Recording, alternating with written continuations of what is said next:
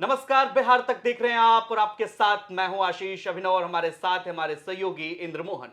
India गठबंधन में seat sharing को लेकर यहां भी अब माथापच्ची लगातार जारी है और सबसे ज्यादा दिलचस्प बात यह है कि महागठबंधन की तरफ से जिस तरह से चिराग पासवान को ऑफर दिया जा रहा है उसमें अन्य सहयोगी दलों का क्या होगा। कहा यह जा रहा है कि मनवाफिक सीट चिराग पासवान को ऑफर किया जा रहा है आरजेडी की तरफ से, लेकिन सीट शेयरिंग का फॉर्मूला इधर भी अब आसान नहीं है। तमाम दलों के अपने अपने दावे हैं। सीपीआई ने भी 3 सीट का दावा ठोक दिया है, माले का अलग दावा है। इंद्रमोहन सर, वामपंथी पार्टियां भी अब धीरे धीरे आरजेडी पर दबाव बनाना शुरू कर चुकी है, क्योंकि कहा यह जा रहा है 48 से 72 घंटे बिहार की सियासत में महत्वपूर्ण है और इसी 48 से 72 घंटे में कभी भी सीट शेयरिंग का ऐलान हो सकता है, तो इसलिए जो है दबाव ज्यादा बनाया जा रहा है सहयोगी दलों की तरफ से। बिल्कुल, ये कहा जा रहा है आशीष की 12-13 तारीख से पहले ही शायद महागठबंधन अपनी सीट शेयरिंग को लेकर ऐलान कर सकता है, या फिर वो 12-13 तारीख का इंतजार किया जा रहा है, क्योंकि ये भी एक अनुमान है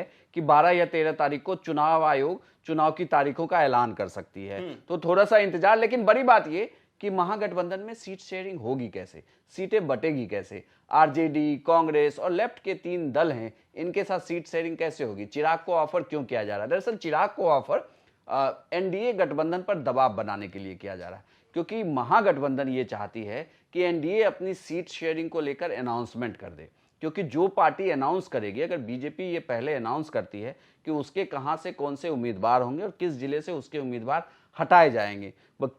चर्चा ये भी है कि जेडीयू और बीजेपी की कुछ सीटें बदल भी सकती हैं और कुछ मंत्रियों को ड्रॉप किया जा सकता है, कुछ जीते हुए सांसदों को ड्रॉप किया जा सकता है। तो महागठबंधन को यह लग रहा है कि ऐसे केस में उनके पास कैंडिडेट का एक और ऑप्शन होगा, एक और बंच होगा, जो जिन कैंडिडेट को बीजेपी या जेडीयू ड्रॉप करेगी वो उनके पास आकर चुनाव लड़ सकते हैं। तो इसलिए वो थोड़ा इंतजार कर रही है। हालांकि तेजस्वी यादव बार बार कह रहे हैं कि वो एनडीए से पहले अपनी सीटों का ऐलान कर देंगे, लेकिन उन्हें कैसे ये पता कि एनडीए सीटों का ऐलान करने वाली है। वो तो अपनी सीटों की पहले तय तो करें कि कौन कैसे चुनाव लड़ेगा। इसमें रही बात कि आरजेडी कितने सीटों पर लड़ेगी, कांग्रेस कितने सीटों पर लड़ेगी और लेफ्ट कितने सीटों पर लड़ेगी।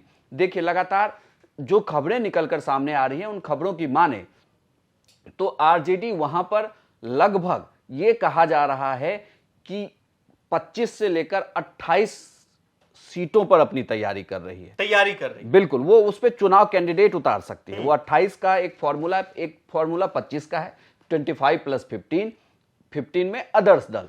एक फॉर्मूला है 28 + 12, 28 + 12 के फॉर्मूले पर यह चुनाव हो सकता है। 28 सीटों पर आरजेडी अपने कैंडिडेट उतारेगी और 12 सीटों पर उनके सहयोगी दल में सबसे बड़ा दल कांग्रेस है, तो कांग्रेस के कैंडिडेट होंगे। यह कहा जा रहा है कि कांग्रेस की तरफ से 6 से 8 कैंडिडेट हो सकते हैं, मतलब 8 कैंडिडेट होंगे और 4 जो सीटें बचती है वो वाम दलों के हिस्से में जा सकती है, जिसमें 2 सीट जो है वो माले को जा सकती है, 1 सीट सीपीआई को जाएगी, एक सीपीएम को जाएगी। ऐसे करके 4 सीटों का एक समीकरण है। लेकिन यह भी कहा जा रहा है कि यह बहुत ज्यादा हो सकता है, क्योंकि यहां पर लेफ्ट क्या उन जगहों पर सीटें निकाल पाएंगी या नहीं, और कांग्रेस का क्या होगा, क्योंकि ये एक बड़ी, क्योंकि तेजस्वी यादव ये जानते हैं कि अगर आप कांग्रेस को ज्यादा से ज्यादा सीटें देंगे तो उनके लिए थोड़ी मुश्किल होगी, क्योंकि कांग्रेस के जमीन पर कार्यकर्ता फिलहाल एक्टिव नहीं है, वो आरजेडी के एक्टिव हैं और ये तेजस्वी कभी नहीं चाहेंगे कि उन्हें इस चुनाव में कोई नुकसान हो। तो ये भी हो सकता है। लेकिन ये कहा जा रहा है कि जितना ज्यादा कैंडिडेट आरजेडी उतारेगी तो आरजेडी के लिए मुश्किल ये होगा कि उन सीटों पर प्रचार प्रसार करना और उन तमाम सीटों पर मौजूदगी तेजस्वी की, लालू यादव की मौजूदगी, उसकी जगह अगर वो तमाम सर्वे ये कह रहा है कि वो 5 सीटें निकाल सकते हैं, तो उन 5 सीटों को ज्यादा फोकस करें जिस पर जीतने की संभावना ज्यादा है। और इसी फॉर्मूले पर कहा जा रहा है कि आरजेडी काम कर रही है। तो आरजेडी में भी सरप्राइजिंगली ये कहा जा रहा है कि वो अपनी सीटें वो 25 से 28 कर सकते हैं जहां पर वो चुनाव लड़ें, और 15 से 12 सीटें जो है, 12 से 15 सीटें जो है वो गठबंधन के सहयोगी दलों को वो देगी। ठीक है, 6 से 7 सीट आपने कांग्रेस की बात की। कहा यह जा रहा है, बहुत सारे राजनीतिक विश्लेषक मानते हैं कि आरजेडी जो है इस बार वामपंथी दलों को जो है वो नाराज नहीं कर सकती, क्योंकि आपने जिस तरीके से गांधी मैदान की तस्वीरें देखी, ज्यादा से ज्यादा जो वहां पे कैडर थे वो लेफ्ट के भी कैडर थे, और कैडर बेस्ड अगर कोई पार्टी है बिहार में तो माले पार्टी जो सीपीआई-एमएल है, दीपांकर भट्टाचार्य की पार्टी, उनकी पार्टी को कहा जाता है वोट मतलब वोटर वाइज। और राज्यसभा की सीटें भी देखिए, दीपांकर भट्टाचार्य की ख्वाहिश थी वहां पहुंचने की, उनकी पार्टी बार बार कहती रही, वहां पे उनको राज्यसभा नहीं भेजा गया, अखिलेश प्रसाद सिंह गए कांग्रेस कोटे से। तो क्या लगता है आपको, सीट शेयरिंग में ज्यादा मांगे मानी जाएगी सीपीआई एमएल की, उनको 2 से ज्यादा भी दिया जा सकता है? क्योंकि आपको, जब आप चुनाव प्रचार में होते हैं तो ज्यादा से ज्यादा जब आपके पास भीड़ इकट्ठा नहीं होगी तो फिर आप दिखाएंगे कैसे, प्रचार कैसे? नो डाउट बिहार में जो सीपीआई एमएल का कैडर है वो बहुत मजबूत है, पूरे लेफ्ट का कैडर बहुत मजबूत है। उनकी जब भी कोई जनसभा होती है उसमें ज्यादा से ज्यादा संख्या में लोग जुटते हैं। अगर किसी मैदान को कहा जाता है कि पटना के गांधी मैदान को भरना होगा तो वह जो लेफ्ट का ही कैडर होगा जो उसको भर सकता है। बाकी किसी पार्टी में इतनी ताकत नहीं कि उस मैदान को भर सके। लेकिन इसमें 2 बातें बड़ी दिलचस्प है। जो आप बात कर रहे थे कि वो राज्यसभा नहीं गए, तो इस बार जो है वो माले का एमएलसी जा रहा है, कांग्रेस का एमएलसी नहीं बनेगा इस बार। इस बार कांग्रेस के खाते से एमएलसी नहीं बनेंगे। जो प्रेमचंद मिश्रा थे वो ड्रॉप हो गए हैं, अब वो उनकी पार्टी से कोई एमएलसी नहीं बनाया जाएगा। माले से एक एमएलसी बनाया जा रहा है, बाकी आरजेडी के खाते से एमएलसी बन रहे हैं। अब रही बात इस बात की कि आखिर ये इसका मतलब कि कांग्रेस कैसे मैनेज होगी। तो कांग्रेस को लोकसभा टिकट दिया जा रहा है और एक राज्यसभा चले गए। अब जो माले की सीट है, माले की सीट को लेकर यह कहा जा रहा है कि लेफ्ट माले जो है वो माले को 2 सीटें तो कंफर्म है कि उन्हें 2 सीटें दी जाएंगी, लेकिन उनको तीसरी सीटों को लेकर थोड़ी संशय है कि क्या उन्हें तीसरी सीटें दी जाएंगी या नहीं।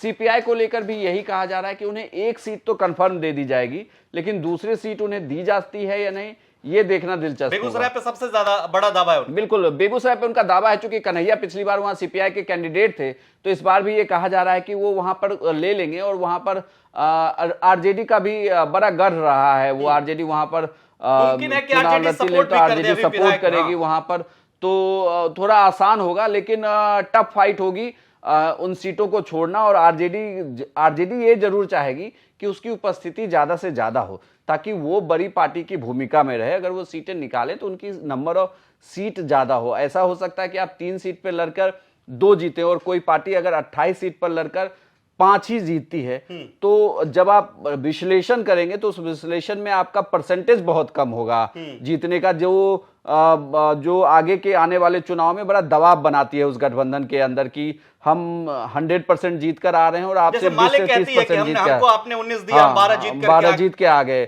कांग्रेस को इन्होंने टिकट दे दिया, कांग्रेस जीत ही नहीं पाई। तो ऐसा ही वो खेल नहीं चाहते कि लोकसभा चुनाव के अंदर भी हो। लेकिन एक बात तय है कि लेफ्ट को जरूर सम्मानजनक स्थिति में सीटें दी जाएगी, बिल्कुल सम्मानजनक सीटें दी जाएंगी, उनकी मांग को सुना भी जाएगा। और चूंकि कोशिश यही है कि हर निचले तबके के वोटर को आरजेडी चाहती है कि उनके साथ जरूर जुड़े वो और उनके पक्ष में वो वोट भी करे। निश्चित रूप से। तो आपको क्या लगता है, महागठबंधन में सीट शेयरिंग का जो फॉर्मूला है, और तेजस्वी यादव जो कह रहे थे कि एनडीए से पहले सीट शेयरिंग का फॉर्मूला तय हो जाएगा, और अगर इसमें चिराग पासवान की एंट्री होती है तो चिराग पासवान की एंट्री के साथ एनडीए गठबंधन में सीट शेयरिंग के फॉर्मूले पर आपका क्या कुछ कहना है, कमेंट कर हमें जरूर बताइए। और बिहार की तमाम खबरों के लिए आप देखते रहिए बिहार तक। नमस्कार।